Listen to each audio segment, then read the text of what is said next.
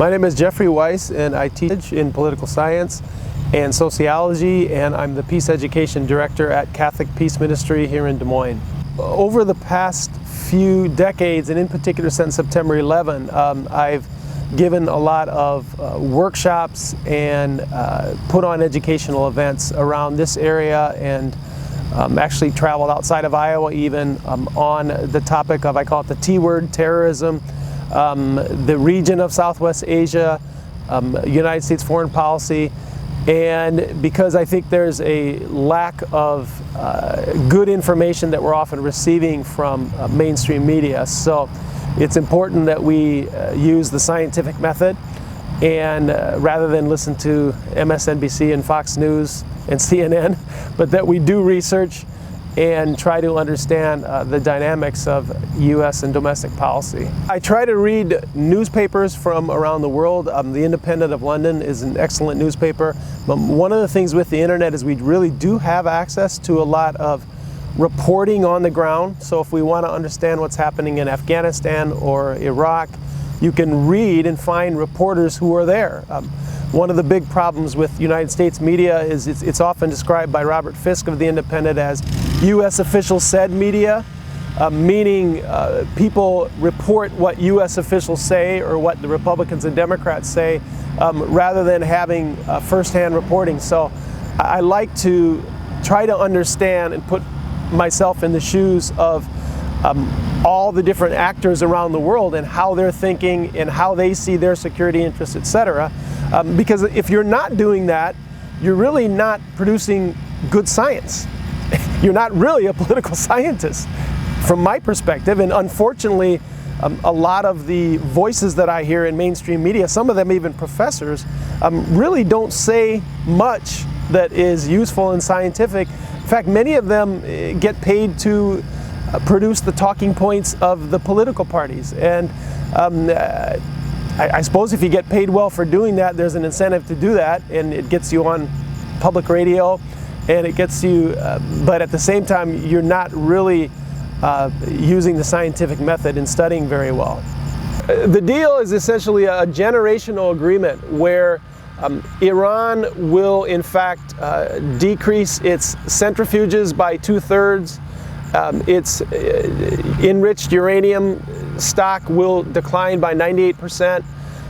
Its largest nuclear reactor fuel plant and operation will be dismantled. The entire supply chain for which Iran could, if they wanted to weaponize their nuclear program, is all under inspection now. And in exchange for Iran allowing what are really unprecedented inspections in world history, the Iranians are going to get relief on some major economic sanctions that have been put in place through the United Nations system and the major powers. So the important thing also to understand is this agreement is between Iran, the permanent 5 members of the Security Council, Germany, but it also has the backing of South Korea, Turkey. Really, when we use the word international community, this is an agreement that the whole world is behind, with a few exceptions. I noted previously when I gave a public talk that right after the agreement, the Saudi Arabia was opposed, although there have been some signals that Saudi Arabia, in part because the United States and other countries have been stockpiling more and more weapons to the Saudis, and that they may be changing their position some. The State of Israel, the Islamic State, which continually talks about what they call a Crusader Safavid alliance. The Islamic State considers Iran their near enemy, and the Shias their most significant enemies in terms of their political ideology. So the Islamic State stands with Israel, Saudi Arabia, and also the Republican Party, which has registered really a unanimous opposition to this international agreement, and really with some sort of uniform ideological thinking that is not very intelligent, at least from my perspective. And the other thing I'll just mention is the Nobel nuclear scientists who are behind this deal, they understand that when it comes to centrifuges, the kind of things you need to enrich, uranium to build a bomb, the technology is really accessible now. So a few years ago, you have Henry Kissinger and all these former secretaries of state, Republican and Democrat, saying that really it's time that we get serious about the Nuclear Non-Proliferation Treaty, which not only says that countries can have a peaceful nuclear program and have nuclear reactors for fuel, but that they can't weaponize. In exchange, the 9 countries that have nuclear weapons, the permanent 5 members of the Security Council, Israel, India, Pakistan, and North Korea, that in fact the countries with nuclear weapons will work for a world without nuclear weapons, that they will start to dismantle their stockpiles. So I'll just end by saying, in terms of the agreement, really this agreement is really within the frame and the spirit of the Nuclear Non-Proliferation Treaty. It's also ironic that Iran is a party to the NPT, but Israel, which has nuclear weapons, is not. Neither is, I believe, I'd have to check, India and Pakistan. I believe one of them is and one of them isn't. It's interesting if you look at, I believe it was Fortune magazine a while back, but you can look at the major financial magazines in the United States, that when they list the most powerful lobbying organizations in the United States, the American Israeli Political Affairs Committee, or AIPAC, is one of those. And yes, it is true that they are putting tens of millions of dollars into lobbying. They're not the only organization, but they have been effective in the past. And so the reality is, though, however, that even if the U.S. Senate and the House oppose the treaty and the Democrats in the Senate are not able to use the filibuster to stop that vote, it will still require a 2/3 vote for the House and the Senate to override a presidential veto. And so it might be that all of the tens of millions of dollars of lobbying, etc., will not, in the end, be effective. If it is effective, then we're heading into rather dangerous territory, because certainly the Republican Party and the other lobbying groups in this country are really strengthening the theocracy in Iran with all of their hardline rhetoric, because they hear what is being said about them. And this is causing many of the theocracy within the Guardian Council in Iran to say, you really, if you listen to the people in Washington, you really can't trust the United States. Maybe we should not have gone on to this deal in the first place. So really the radical rhetoric, the militant rhetoric, strengthens sort of the more extreme elements on both sides. If this deal gets defeated in the United States, it will probably be impossible to bring Russia, China, and other countries along to try to negotiate a new deal. In fact, what Iran could do is say, we will stay in compliance with the basic guidelines of the treaty, and we will watch the United States be out of compliance.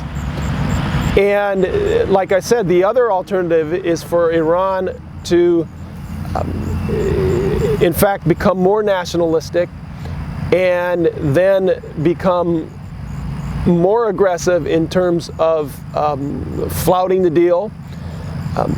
It's difficult to see where the United States would be, except the United States would be isolated. I think what frightens me about this is we remember a time a few years ago when the whole world told the United States, and again the Republican Party and some Democrats, not to invade Iraq. And nevertheless, even without a Security Council resolution, which is required to make it a legal use of force, the United States went on and used force.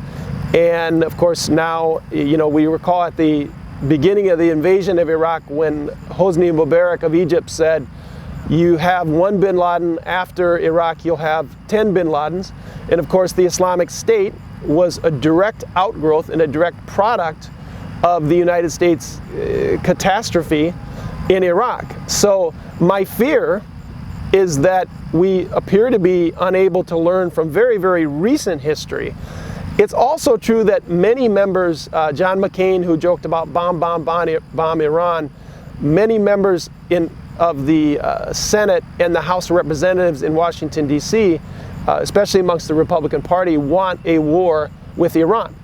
I'm not sure why they want to pick a war with 80 million Persians, especially a country that has a youthful population that is very pro-Western, especially a government in Iran now, which is moderate, which says we want to move into the international community and be part of the international community, which to me in some ways is pretty interesting, considering that we don't seem to look at maps in this country, but Iran is bordered by Afghanistan and Iraq, and right across the Persian Gulf you have Saudi Arabia and the lower Gulf states. And that means Iran is literally surrounded by about 20 United States military bases. In fact, there's a funny poster that people who are trying to prevent a war with Iran have, which says, you know, Iran must want war. They put their country near our military bases. And so, you know, this is another thing that when you talk to Iranians or when you have interviews with people in the Iranian government, they will say that they are in fact surrounded by military bases. They are surrounded by countries that are hostile. They are surrounded by a growing Islamic State, which Iran opposes. So I think even President Obama and others who support this deal have in fact said that there are some areas in that region of the world where the United States and Iran can definitely work together. The other thing I'll say quickly about that is Iran's military budget is $15 billion. The United States military budget is more than $600 billion. Saudi Arabia's military budget is $80 billion. Frightening if you combine Saudi Arabia with the other Gulf states, their total military budget, and they largely oppose Iran, is $115 billion. So the threat of Iran is completely overblown. But I guess if Ronald Reagan could frighten the United States about Nicaragua, a country which, as Noam Chomsky joked, had 12 elevators, then I suppose it's also possible to frighten the United States, I guess the people of the United States about, I guess I would just say about any country for that matter. You know, I would really encourage people that, we need to think of ourselves as citizens. Again, a lot of our politicians refer to us as folks, government of the folks, by the folks. I hope one day we can become citizens again. Jimmy Carter recently said the United States is no longer a democracy, and there's actually a lot of political science research. Gillens and Page did an interesting study that looks at that. So we have to become citizens, and that means, for one, contacting our representatives while they're here on recess to say that we oppose a war with the people of Persia, the Iranians, that we in fact want this nuclear deal to go. There is no good alternative, and no alternative has been presented. And also that we should always be pushing our own government to live up to its own obligations under the Nuclear Non-Proliferation Treaty. And when we talk about a world without nuclear weapons, that is something that all of the human race, all of the 7.2 billion people are going to have to work for, because you talk about a pro-life issue, nuclear weapons can certainly, along with climate change, have the capacity to really destroy Homo sapiens as a creature based on brain capacity. We've been around about 140,000 years, and I can't really think of two bigger pro-life issues than nuclear war and climate change. When we look even at our religious leaders, whether it's Pope Francis, the heads of the Methodist Church, nearly every Christian denomination, we see in opposition to war, we see in opposition to nuclear weapons. And so we really have an interest to not only in this case try to uphold this treaty, but to continue working. Otherwise, we're going to have a situation when more than 9 countries are going to have nuclear weapons, and God help us if they are ever launched anywhere in the world. Yeah, so we would encourage people to visit Senator Grassley's office, Senator Ernst's office. Call their offices, send them email, any way you can get a hold of them to register your support of this nuclear deal, that we support Iran and all countries not having nuclear weapons.